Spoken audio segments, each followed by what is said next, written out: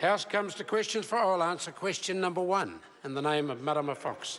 Tēnā koe te mana whakawā. My question is to the Prime Minister and asks, when referring to concessions needed on the Kermadec Sanctuary Bill, what did he mean when he told RNZ yesterday, "I think if you did it again, you might do it a bit differently"?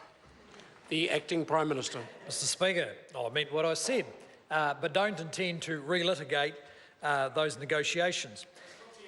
In our view, all parties want to achieve the sanctuary, but we're going to take time over the coming weeks and months to work through the issues that came up during the process, and of course we welcome the Māori parties' involvement in those discussions. Supplementary. Order. Supplementary question, Marama Fox. What steps, if any, will he take to ensure that property rights are protected? The Acting Prime Minister. Well, Mr Speaker, as one of the members pointed out, this came up in Select Committee and in negotiations, and of course it is one of the more challenging issues related to not just this sanctuary but any marine protection.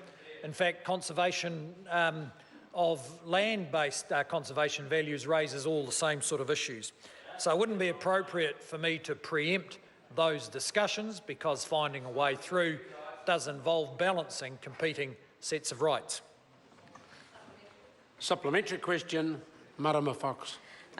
Does he agree with the Māori Party that it is possible to achieve both a sanctuary and to protect property rights that have already been secured in the Fisheries Settlement Act 1992? The Acting Prime Minister. Well, Mr Speaker, we don't always agree with the Māori Party. In this case, I'd hope that we can get to a position where the sanctuary can be achieved and everyone's happy about it.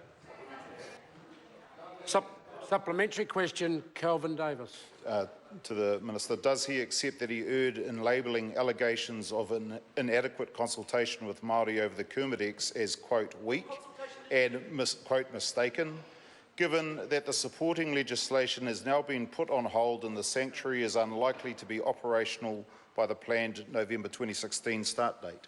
The Acting Prime Minister. Mr Speaker, no. Order.